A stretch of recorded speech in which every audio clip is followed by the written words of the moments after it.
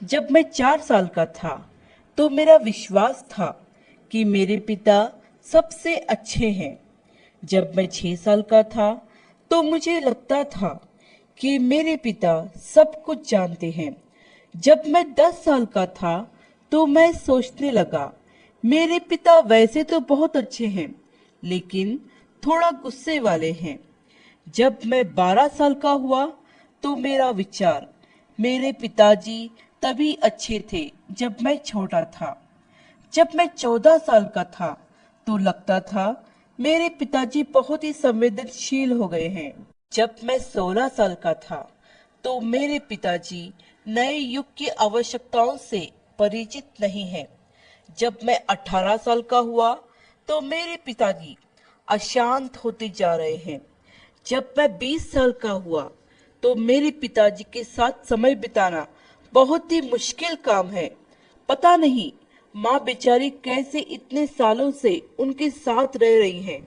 जब मैं 25 साल का हुआ, मेरे पिताजी को मेरी हर बात से आपत्ति है।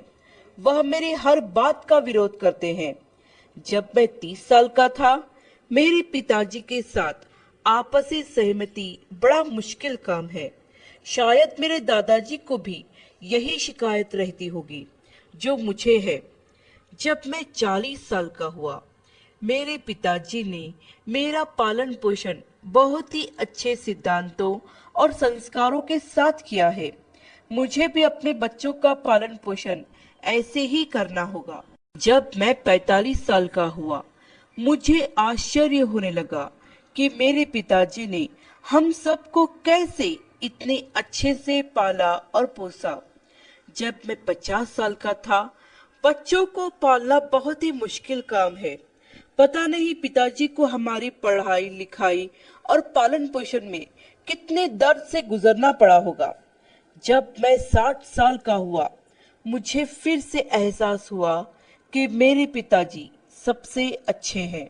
विचार कीजिए कि इस चक्कर को पूरा करने में 56 साल लग गए और आखिरकार यह पहले कदम पर वापस आ गया कि मेरे पिताजी सबसे अच्छे हैं।